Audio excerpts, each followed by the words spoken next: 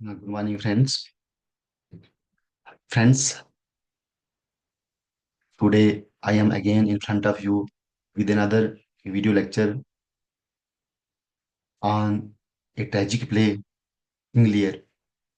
And friends, this tragic play, is written by William Shakespeare. Shakespeare के इस work की series में हम लोगों ने हेमलेट को पढ़ा, मैकबेथ पढ़ा, ओथेलो पढ़ा। And friends, now we are here with this topic, King Lear. So friends, King Lear is also one of the most important plays for your prestigious exams like UGC NET, GRF, assistant professor jobs, other teaching jobs, or any kind of high rank exams in English literature. So, friends, as usual, I used to provide you people with a preview at the first page, in front page. So, here you can see on the screen एक proper preface दिया हुआ है, review दिया हुआ है कि what we are going to learn in this video lecture. So friends, video काफी important होने वाला है and so you are requested not to skip any single line. हर एक चीज यहाँ पे पॉइंट टू पॉइंट आपको मैं देने वाला हूँ, प्रोवाइड करने वाला हूँ। And this all information will be very important for you people to crack your high ranks in any exam. So friends, let us start with this preview or this preface. So friends, what we are going to talk in this video lecture, first of all, we have introduction. After that, detailed story with act-wise breakdown होगा, critical analysis of major themes होगा, characters के बारे में बात की जाएगी, critical notes or quotations, quotes will be also provided you people here in this lecture.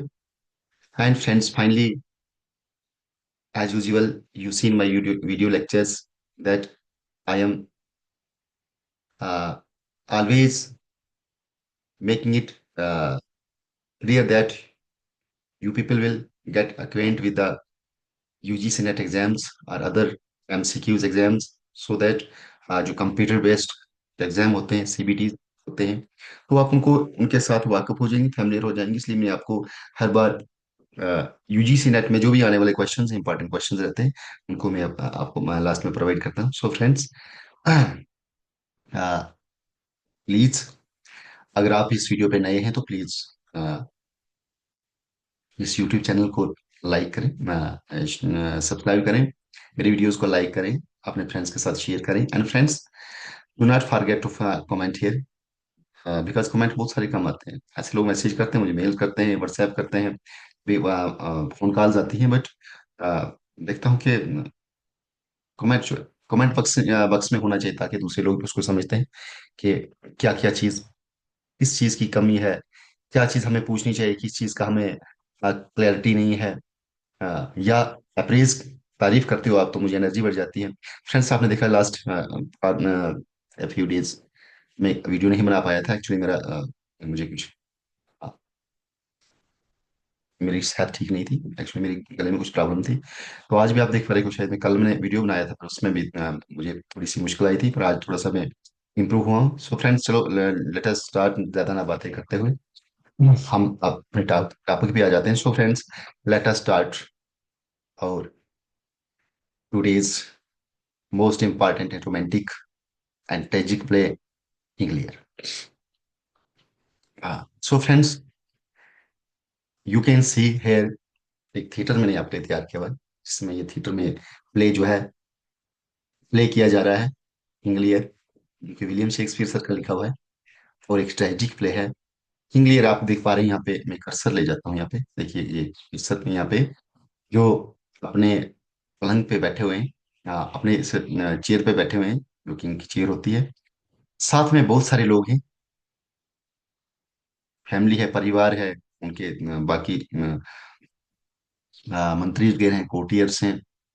तो friends ये प्ले जो है काफी रोमांटिक होने वाला है, so let us go had. तो सो फ्रेंड्स, जो शेक्सपियर का लिखा हुआ जो है ये प्ले है, द किंग लियर।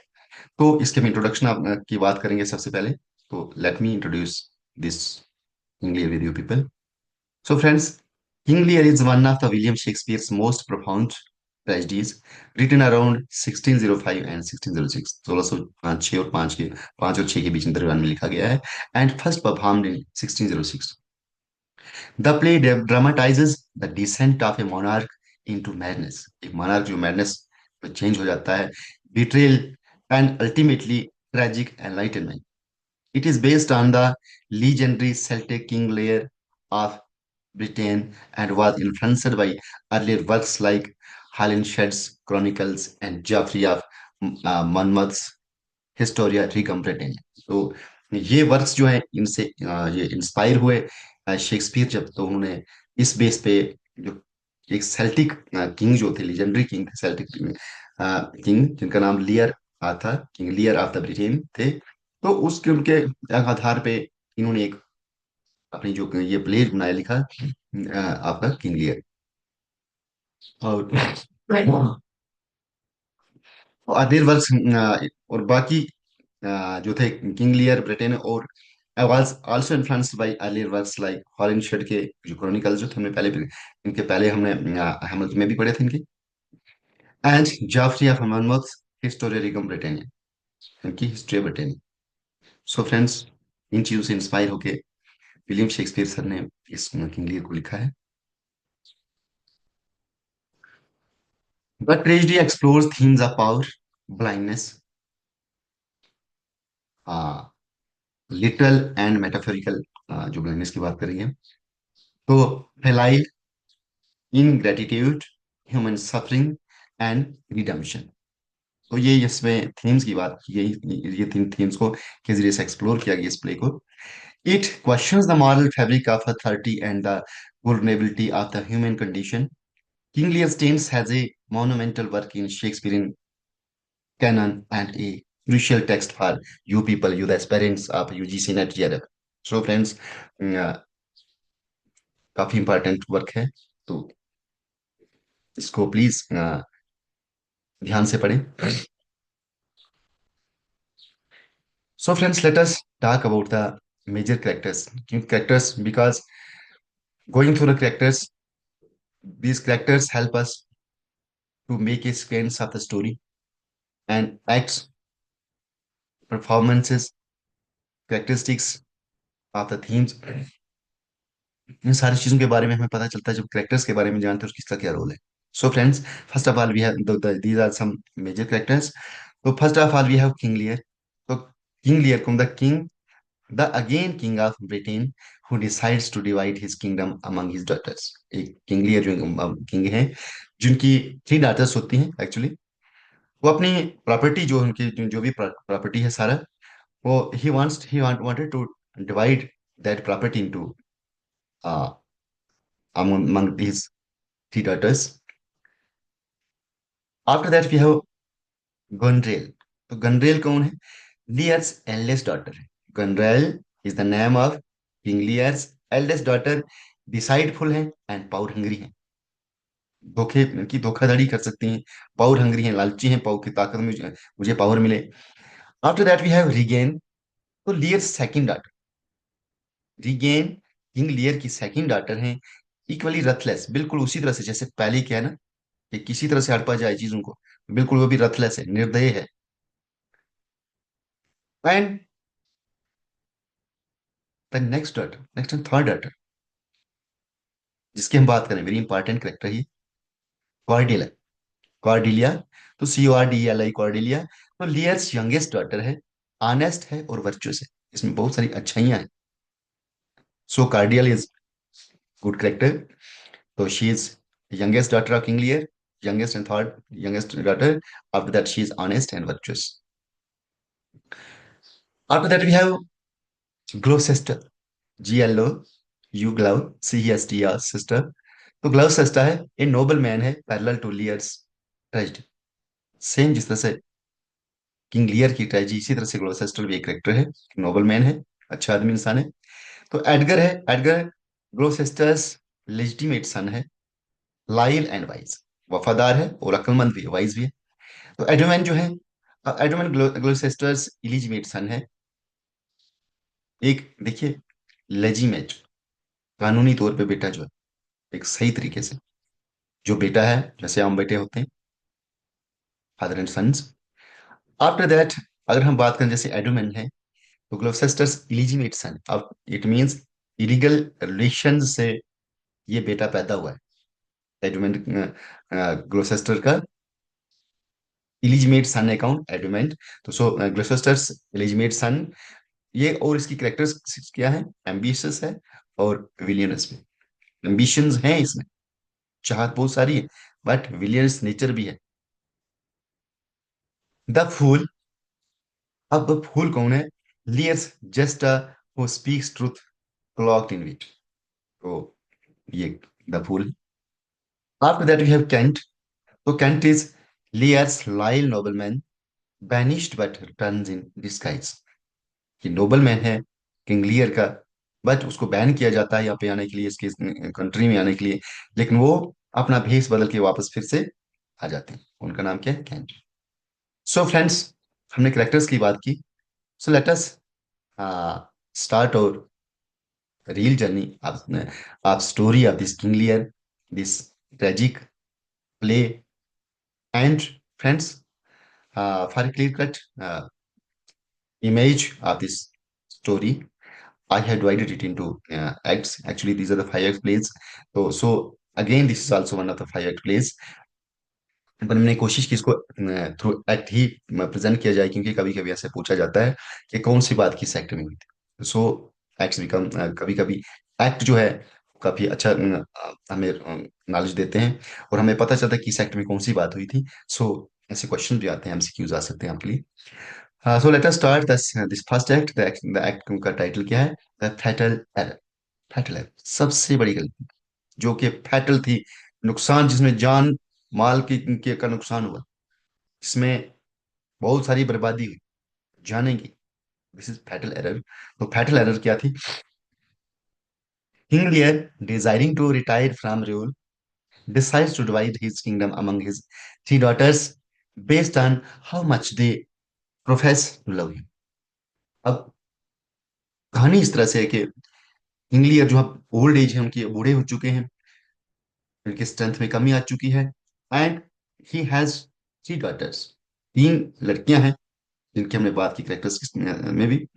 तो ये उनके बीच में, अमंग देम, उनको ये डिवाइड करना चाहता, बट नॉट इक्वल, इक्वल नहीं. अब उनको इतना इतना देना चाहता है कि जो उससे जितना प्यार करती है, मतलब जो ज्यादा ही प्यार करती है उसके साथ, हाँ, किंग लियर के साथ, उसको ज्यादा मिलेगा. और जो उससे कम करती है उसको थोड़ा सा कम मिलेगा. आफ्टर दैट, जो बिल्कुल थोड़ा करती है उसको थोड़ा सा मिलेगा, उसी उसी हिसाब से मिलेगा. बट गॉन्ड्रिला एंड रीगेन, ये एल्डर डाटर्स हैं. गॉन्ड्रिल सबसे बड़ी है, रीगेन उसके दूसरे नंबर पे है, और कार्डिल क्या है? थर्ड नंबर की बेटी है. तो गैंडल एंड रिगेन जो है फ्लैटर है, वो उसको मक्खन मलाई लगाती है कि पापा यही, हम तुमसे बहुत प्यार करते हैं, इतना ये कर सकते हैं तुम्हारे लिए, वो कर सकते हैं, ऐसा कर सकते हैं, वैसा कर सकते हैं.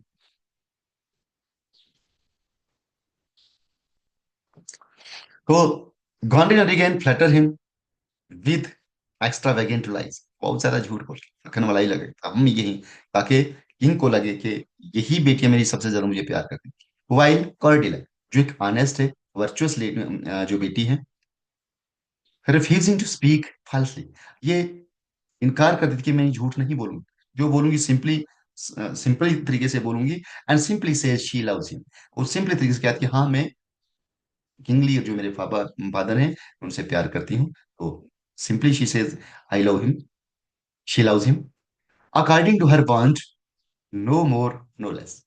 और उसकी बांट के अलावा मुताबिक ये चीज थी, उसमें जो बाण जो होते हैं, जैसे एफिडेविट होता है कि इसके बाद कुछ भी नहीं, ना इसमें मिलाऊंगी ना इसमें से कुछ काटूंगी। इट मीन्स मैं उस प्यार करती हूँ, किंग लियर से प्यार करती हूँ, अपने फादर से प्यार करती हूँ, एंड अकॉर्डिंग टू द बाण, नो मोर नो लेस, कुछ ज्यादा नहीं इससे और कुछ इससे कम भी नहीं कहूँ।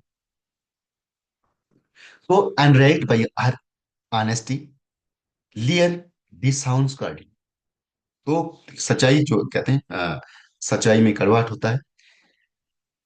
तो ये चीजें देख के जब किंग लियर ने देखा कि मेरी छोटी बेटी ये तो मुझसे प्यार करने से, वो सिंपली कह रही है कि मैं प्यार करती हूँ, इसको भी बढ़ा चढ़ा के कहना चाहिए था मुझे प्यार करने के लिए, तो इससे एंड्राइड हो जाता है, गुस्से आ जाता है, तेज हो जाता है। किंग लियर बादशाह जो है गुस्से में आ जाते हैं और डिसाउंड करते थे कर लिए, she is not my dad, she will not heir my property, वो मेरी प्रॉपर्टी की मालिक नहीं हो, giving her no share in the kingdom. और इस तरह से क्या हुआ, जब उसको डिसाउंड ही कर दिया कि मेरी बेटी है ही नहीं, तो उसको शेयर भी नहीं दिया और किंगडम से का कोई भी पार्ट उसको नहीं मिला।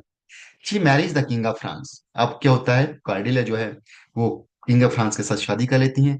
ली divides his kingdom between Cordelia and Regan and banish Kent. और इस तरह से क्या करती है, दोनों बेटियों के बीच में प्रॉपर्टी अपनी बांटते हैं और कैंट को बैनिश कर लेते हैं। हु डिफेंस कार्डिले, जो कि डिफेंस करता है किसका, कार्डिले का। तो कैंट जो ऐसा करेक्टर जो कार्डिले का डिफेंस करता है, उसको बचाना चाहता है। तो इस तरह से कैंट को भी किंग लियर ने अपने किंगडम में आने से बैनिश कर दिया, बैन कर दिया। Meanwhile Gloucester is deceived by his illegitimate son. अब ग्लिसेस्टर जो है, जिसके दो बेटे थे, एक लिजिमेट था दूसरा इलिजिमेट था, तो इसका इलिजिमेट सन जो एडमंड है, वो उसको डिसीव कर देता है, धोखा देता है। हु प्लाट्स टू अपसर्व usurp his legitimate brothers Edgar's position. और ये धोखा क्या क्यों देता है कि उसका जो भाई यानी कि ग्लोसेस्टर का जो लिजिटिमेट सन था जिसका नाम एडगर था, ये उसकी पोजीशन लेना चाहता था, कौन, एडमंड। तो एडमंड एलिजिमेट सन है ग्लिफेस्टर का, और एडगर क्या है, लीजीमेट है, कानूनन उसका बेटा है, सच्चाई हकीकत में बेटा है। बट एडमंड जो है वो एडगर की पोजीशन लेना चाहता है, इसलिए वो अपने यानी कि ग्लिसेस्टर जो है उसका फादर है उसको धोखा दे देते हैं। तो इस तरह से पहला सीन हमारा एंड हो जाता है। तो फ्रेंड्स, नेक्स्ट एक्ट जो हमारा है, सेकंड एक्ट में हमारा इसका टाइटल है बीट्रेल एंड एक्साइट। बीट्रे किया जाता है, बेवफाई की जाती है, और एक्साइल वनवास, वनवास उनकी घर से निकाल देना।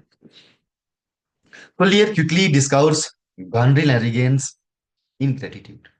तो जल्दी पता चल जाता है इसको, किंग लियर को पता चल जाता है कि that his elder daughters both Goneril and Regan, they are false, they have shown me false love, they have praised me falsely, and actually they are uh, in thirst of power, उनकी power की प्यास है। तो उनका इनग्रेटिट्यूड जो है, ना शुक्राना जो है, डिस्कवर हो जाता है किंगलियर के पास।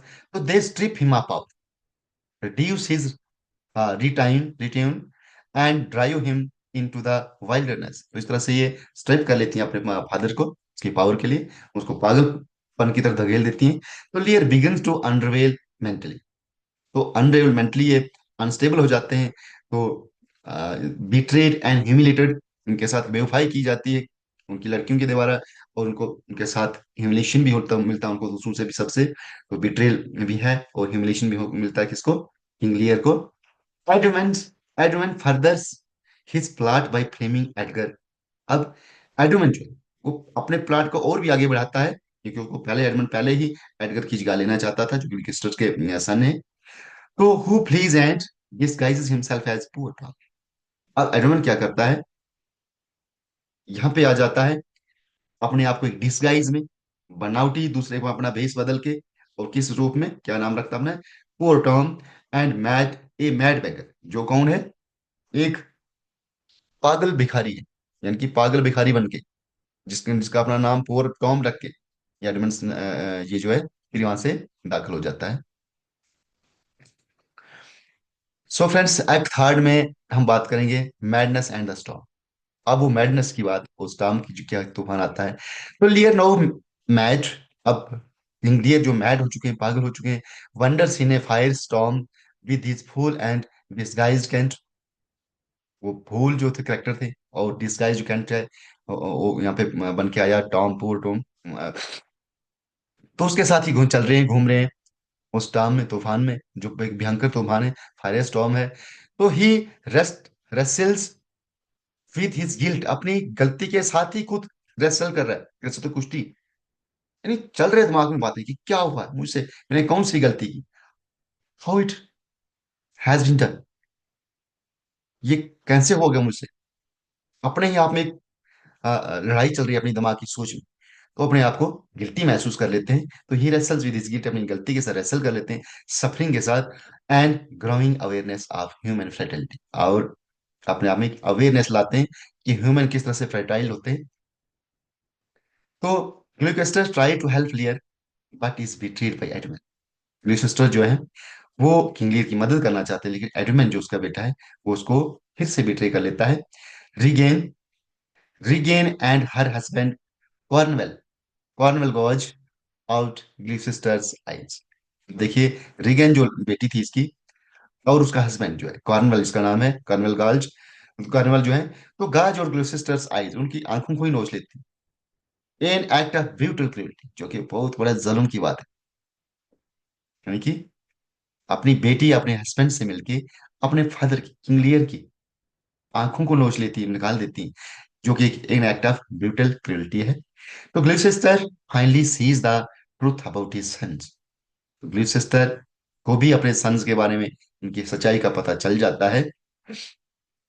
और इस तरह से ये सीन खत्म हो जाता है। सो फ्रेंड्स, नेक्स्ट एक्ट हमारे पास है एक्ट 4, जिसमें सफरिंग और रिडम्पशन की बात करेंगे। तो Gloucester blinded and despairing is led by Edgar, still in disguise. Edgar जो अभी अभी भी उस डिसगाइज में, अभी वो टॉम है, और मैड टॉम बन के आया। तो ग्लिसिस्टर जो ब्लाइंडेड है एंड डिस्पेयरिंग, गाय भी अपने आप से इनकी सोचने हैं, is led by Edgar still in disguise, who offers hope, जो उसको एक ख्वाहिश, उम्मीद की को ऑफर करता है। Lear is found in a field raving mad but showing newfound wisdom. अब पागल तो लग रहा था, एक फील्ड में एक इंग्लियर पागल लगे, पास क्या है कि शोइंग न्यू फाउंड विजडम, उसको नई जो अक्ल मिली है, नई विजडम जो मिली है, उसकी प्रेजेंटेशन कर रहे हैं। तो Cordelia returns from France with an army to rescue her father.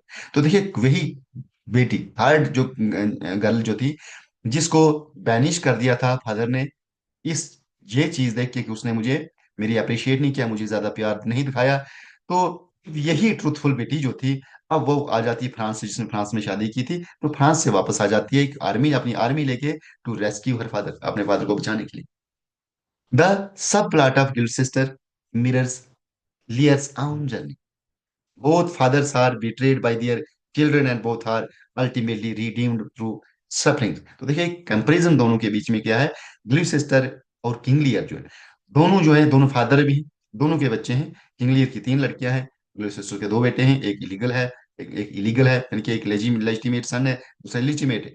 लेकिन दोनों सन्स ने, ग्लिव सिस्टर के दोनों सन्स ने इसको बिट्रे किया, इसके साथ बेवफाई की, इसके साथ बुरा किया। और सेम वे किंग लियर जो उसकी बेटियों ने भी उसके साथ, 2 लड़कियों ने ऐसा किया, betrayed by their children and both are ultimately redeemed through suffering, और दोनों ने बहुत ही सफर किया, तो मुसीबतें उठाई, परेशानी उठाएंगे। So friends, we have next and last act, fifth act, the tragic end. अब किस तरह से ट्रेजिक एंड हो जाता है इस स्टोरी का, इस प्ले का। तो कार्डिलाज फोर्सेस आर डिफीटेड। देखो, कार्डिला फोर्सेस लेके आती है फ्रांस से अपने फादर को बचाने के लिए, लेकिन उसकी फोर्सेस को डिफीट किया जाता है, हराया जाता है। She and Lear are captured, दोनों को कैप्चर किया जाता है। देखो कितना ट्रेजिडी इनके साथ हुई है। तो शी मीन्स कार्डिला, कार्डिला जो बेटी है किंग लियर की, थर्ड बेटी जो थी, उसको और किंग लियर को कैप्चर किया जाता है। एडमंडो ए जनरल, एडमंडो क्या जनरल है, सिक्रेटली ऑर्डर्स कार्डिलाज एग्जीक्यूशन, और ये छुप के ऑर्डर करता कि कार्डिला को क्या किया जाए, एग्जीक्यूट किया जाए, उसको मार दिया जाए। As he lies dying wounded by Edgar, जब एडगर ने उसको जख्मी किया तो वो एक बहाना कर लेता कि वो मर चुका है। He tries to reverse the order, उसने अपने ऑर्डर को वापस लेना चाहा, बट इट्स टू लेट, ये लेकिन ये बहुत लेट हो चुकी थी अब। तो कार्डिला इज हैंग, इस तरह से कार्डिला को हैंग किया जाता है, उसको एग्जीक्यूट किया जाता है। तो लियर एंटर्स विद हर बॉडी, लियर जो है सामने आ जाते हैं उसकी बॉडी लेके, कार्डिले का बॉडी लेके। हार्ट ब्रोकन, टूटे दिल से हुआ इनका। तो in his final moments he believes she might still live but dies अभी, और इस होप से कि उसकी बेटी अब भी जिएगी, बट खुद मर जाते हैं। एक ग्रीफ स्ट्राइकिंग होके काउंट किंग लियर खुद मर जाते हैं। So Edmund Goneril Regan and Gloucesters are dead. इस तरह से एडमन गॉनरिला, रीगेन और ग्लूसेस्टर, जो सारे जो लोग थे सारे मर जाते हैं। तो गॉनरिल पॉइजन्स रीगेन। अब रीगेन कैसे मर जाता है, गॉनरिल जो रीगेन को पॉइजन कर देती है। And kills herself after Edmund's betrayal is revealed. The play ends with Edgar and Kent as the surviving noble figures. अब इसमें अब सर्वाइविंग फिगर्स कौन बचते हैं लास्ट में, Edgar and Kent, and Kent as the surviving noble figures. But the world is left in sorrow and silence. लेकिन दोनों तो बच जाते हैं, बाकी सारे मर जाते हैं, लेकिन दुनिया जो है, देखने वाले जो ऑडियंस जो है, ये सुनने वाले हैं, जिन्होंने इस दृश्य को देखा, जो इस दृश्य के बारे में जानते हैं, या हम बात करें कि हम लोगों ने इसको पढ़ा, तो ऑल पीपल जो है वो एक सारो और साइलेंस में, खामोशी, पूरी दुनिया खामोश हो जाती। इस इतने अफसोस, भयानक इस खतरे भरी इस जो ये यहाँ पे चीजें हुई, जो जो ट्रेजिडी हुई किंग लियर के साथ, उसकी बेटी के साथ, उसके परिवार के साथ, दूसरे लोगों के साथ। तो सो फ्रेंड्स, एक ट्रेजिक प्ले था। होप आपको ये पसंद आया होगा। हाँ, बहुत ही दुख भरी जो एंडिंग है इसकी, starting as well as ending, पूरे प्ले में ट्रेजिडीज रही हैं। This was one of the most important tragic play of William Shakespeare. So friends, in the next step I have provided you here with the key themes. So let us talk about the key themes in King Lear. तो जो आपके लिए काफी important रहेंगे आपके UGC net exam के उसकी book से। तो ब्लाइंडनेस एंड इनसाइट, फर्स्ट हमारे पास थीम जो है ब्लाइंडनेस एंड इनसाइट। तो Lear and Gloucester both gain moral and emotional insight after suffering physical और मेटाफोरिकल ब्लाइंडनेस। तो फिजिकल भी ब्लाइंडनेस हुई और लेकिन मेटाफोरिक के भी इनकी ब्लाइंडनेस हुई। तो इनके साथ क्या क्या क्या हुआ इस तरह से, ब्लाइंडनेस एंड इनसाइट, इनको इनसाइट क्या मिला, क्या उन्हें सीखा, इनसाइट, इमोशनल इनसाइट इनको मिला। तो authority and power next theme है। After that filial and gratitude, हम फाइनल ग्रेटिट्यूड की बात करेंगे। तो Goneril and Regan's betrayal contrasts with Cordelia's steadfast love, filial ingratitude. After that we have madness and sanity. After that nature and the natural order, आप पढ़ लेंगे इसको, पढ़ना होगा डिटेल में, मैं सिर्फ हिंट्स पढ़ूंगा। Madness and sanity, nature and the natural order. After that justice, तो जस्टिस की बात करें तो the play asks whether justice exist in the human world और ओनली इन द डायमंड। तो justice is one also one of the themes in this play. So friends, here I have provided you people with some important quotations जो कि exam में आ सकती हैं quotations. So first quotation है, nothing will come of nothing. Nothing will come of nothing. किसने कहा है, Leer ने कहा था, किसको कहा था, कॉर्डिला से। कब कहा था, किस एक्ट में कहा था, एक्ट वन में कहा था। So nothing will come nothing is the quotation, is a quote by King Lear to, to his daughter Cordelia in Act 1. After the second quotation है, how sharper than a serpent's tooth it is to have a thankless child. तो ये कहा था king layer ने अपनी बेटी के लिए, कौन सी बेटी, कार्डिला, थर्ड जो बेटी थी, उसके लिए कहा था कि how sharper than a serpent's tooth, ये तो इसके दांत तो सांप के दांतों से भी तेज, ये तो डसने वाली है मुझे, इसने मुझे मेरी कोई तारीफ नहीं की। उसने कहा था the how sharper than a serpent's tooth it is to have a thankless child. तो किसने कहा था, लियर ने कहा था, एक्ट वन में कहा था, और अपनी बेटी के लिए कहा था, कॉर्ड लेकर। So next and third quotation we have, I am a man more sinned against than sinning. I am the man more sinned against than sinning. Third act में कहा है, किंग लियर ने कहा है, जब उसको इंसाइट मिल जाती है, उसको एक एरर का पता चल जाता है कि मुझसे बहुत सारी ग्रेट ह्यूमन एरर हुई है, एक फैटल एरर हुई है मुझसे, तो अपने आप को कोसते हैं और कहते हैं, वो ये कोटेशन उस वक्त टाइम की है कि I am a man more sin against than sin, क्योंकि किंग ली ने कहा था act third. Next quotation we have, as flies to wanton wise are we to the gods, they kill us for their sport. तो ये क्या था, Gloucester ने कहा था एक्ट फोर में। Next quotation is, the wheel is come full circle, the wheel is come full circle, Edmund ने कहा था act five. So friends, as usual I use to provide you people with the important MCQs, क्योंकि most important critically important है, world classics importance है इनकी। So friends, let us start with the important MCQs on King Lear with answers and their explanations.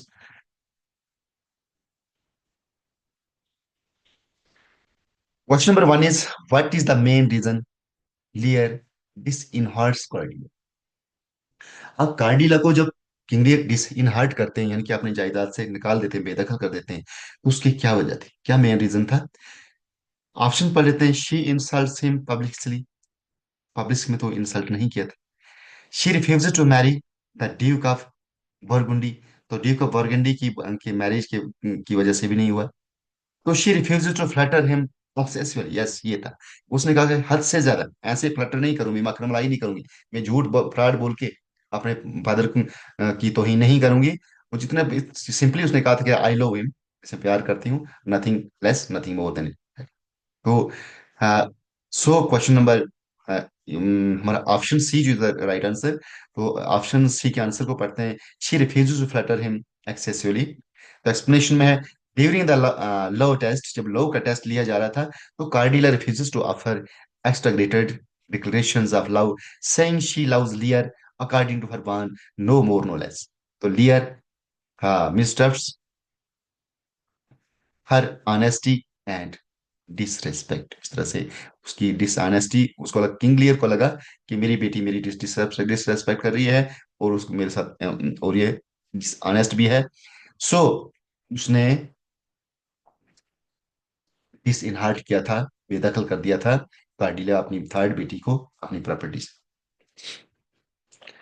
Question number two, which are the following is not one of Lear's daughters?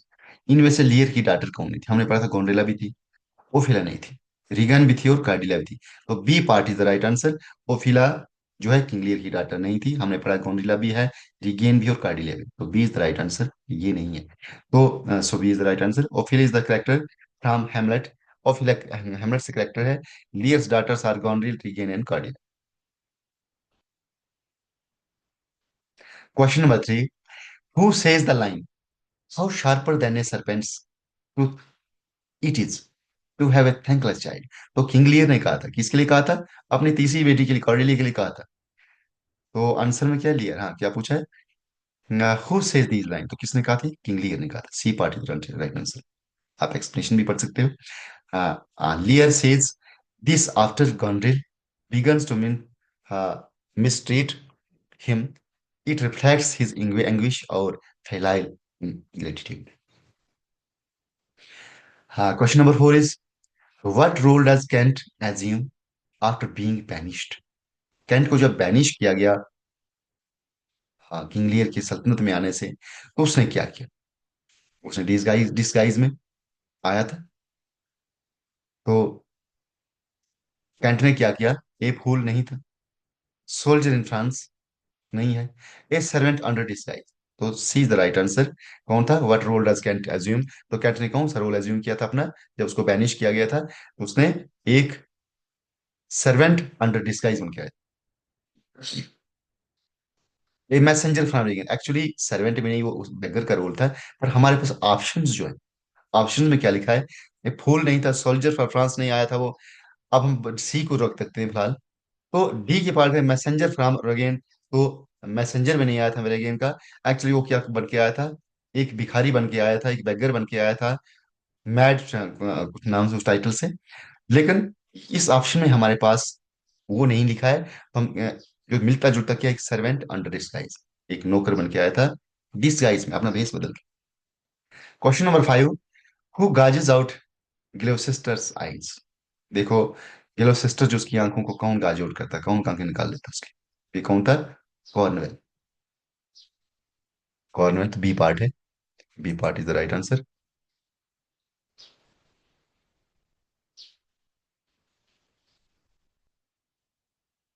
Cornwell. तो explanation को पढ़ लेते हैं। Regain husband, अब Cornwell कौन था? Regain का husband था, जो लियर की बेटी थी, किंग लियर की बेटी थी रीगेन, उसका हस्बैंड कॉर्नवेल है। द ड्यूक ऑफ कॉर्नवाल है जो viciously maligns Gloucester after discovering that he helped Lear escape।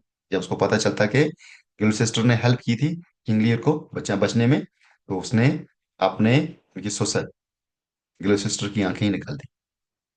Question number 6 is which of these characters disguise himself as poor Tom. देखो, poor Tom वही character है फिर से। तो ये पुअर टॉम बन के कौन आया था? एडगर बन के आया था। तो एडगर जो इलिजिमेट सन है किसका? ग्लूसेस्टर का। वो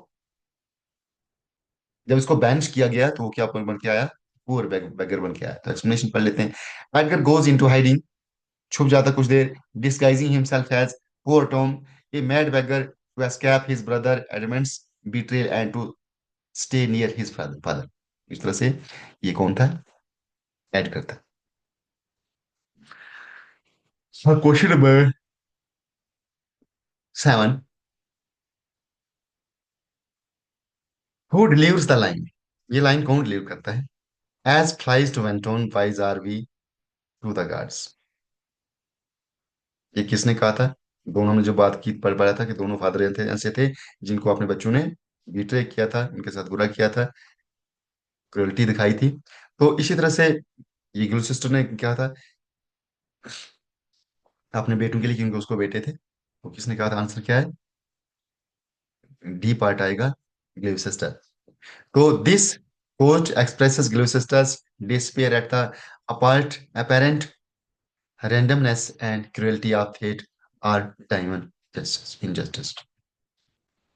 question number 8, what is the fate of Cordelia. Cordelia बेचारी जो थर्ड बेटी थी किंग लियर की, उसकी क्या किस्मत रही बेचारी की? तो she becomes queen of the France, तो नहीं, क्वीन नहीं बनी। She escapes with Edgar, Edgar के साथ नहीं एस्केप हुई थी ये। She is hanged in prison, तो उसको प्रिजन में हैंग किया गया था, एग्जीक्यूट किया गया था। तो ये राइट आंसर है। शी किल्स हरसेल्फ, अपने आप को नहीं मारा था, इसलिए सी पार्ट राइट आंसर है। She is hanged in the prison. Explanation की बात करें तो despite Edmund's late attempt to save her, attempt ने चाहा भी बाद में बचाने के लिए, तब तक लेट हो चुकी थी। तो Cordelia is executed by hanging on Edmund's orders, क्योंकि एडवेंट नहीं ऑर्डर किया था she must be hanged, she must be executed. Question number 9 is what causes Lear's death at the end of the play. Lear की डेथ किस वजह से होती है? तो he is executed by Edmund, execute नहीं किया गया था। ही इज पॉइजन्ड बाय गॉन्ड्रिल, गॉन्ड्रिल ने पॉइजन भी नहीं किया था। He dies of heartbreak and grief, जब उसने अपनी बेटी को अपनी गोद में उठा के लाया था, अपनी बेटी वो मरने वाली थी, तो उसका उसने चाहा कि मेरी बेटी तो जिए, पर खुद वो मर गए थे। सो हार्ट अटैक से मर गए थे। He dies of heartbreak and this is the right answer. Question number 10 है हु किल्स एडमन। तो एडमन को किसने मारा था? एडगर ने मारा था। Edgar in a duel defeats the fatally wounds his half brother Edmund to stop his treachery। तो एडमन ने इसको मारा था, एडमन ने। हु किल्स एडमन, तो एडमन को एडगर ने मारा था, उसके ही हाफ ब्रदर ने। क्वेश्चन नंबर 11 इज विच सब plot in King Lear mirrors the main plot. कौन सा सब प्लॉट जो मेन प्लॉट की बात करता है, मिरर करता है, उसको मिरर दिखाता है? The love story of Cordelia and France, ये तो नहीं है।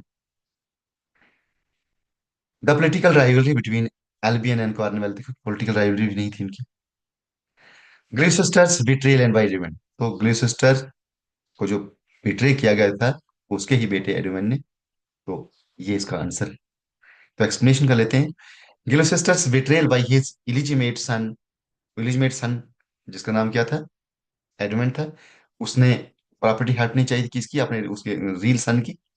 सो Edmund's mirrors real Lear's betrayal by Goneril and Regan, both fathers suffer, go through the journey of sufferings and realize the truth too late. Truth तो पता चलता है, पर बात काफी लेट, बहुत ज्यादा तब तक लेट हो चुकी। Question number 12 is, what is the function of the fool in the play. Fool जो करेक्टर था, उसका क्या फंक्शन था इस प्ले में। तो क्या फंक्शन था, to speak truth through wit and irony, सच बोलना पर विट एंड आयरनी की डिवाइसेस से। Question number 13 is, how does Regan die. अब रिगेन कैसे मर जाती है। तो शी इज एग्जीक्यूटेड, एग्जीक्यूट नहीं किया उसको। शी पाइजन हर सेल्फ, अपने आप को पाइजन भी नहीं किया। तो शी इज पाइजनड बाई गॉनरेल। देखो दोनों बहनें जो लालची थी, पावर की लालच थी उनमें, तो गॉनरेल ने क्या किया, रिगेन को मार दिया पाइजन देके। Question number 14 is, which king marries Cordelia. Cordelia जो थर्ड बेटी थी, तो कौन से किंग ने इसके साथ शादी की थी, वो थे king of France. King of France married Cordelia, her daughter of king Lear, whom king lear has banished inherited from his property from his kingdom. So उसने मैरिज के साथ की थी कार्डिला ने, द किंग ऑफ फ्रांस के साथ। Question number 15 is, what literary device is most prominent in the character arc of लियर। King Lear में कौन सी सबसे ज्यादा लिटरेरी डिवाइस का यूज किया गया है। तो यह है, आयरनी भी नहीं है, कॉमिक रिलीफ नहीं है। तो एनागोराइटिस, या जिसको हम बोलते हैं रिकॉग्निशन, रिकॉग्निशन। तो इस डिवाइस का यानी कि एन ए एन ए एना, GNORI, no this this is anagnorisis, जिसको बोलते हैं रिकॉग्निशन। तो ये जो है लिटरेरी डिवाइस यहाँ पर ज्यादा इस्तेमाल हुई है। तो लियर experiences anagorasis are a moment of critical discovery when he realizes Cordelia's true love and his own tragic mistakes. So इस डिवाइस का ज्यादा इस्तेमाल हुआ है यहाँ पे। So friends, these were some most important questions, MCQs for your UGC NET GRF exams. So friends, I hope you people will have enjoyed this lecture by heart, and I am also hopeful that you will be fully acquainted with this, the story and the characters of this play.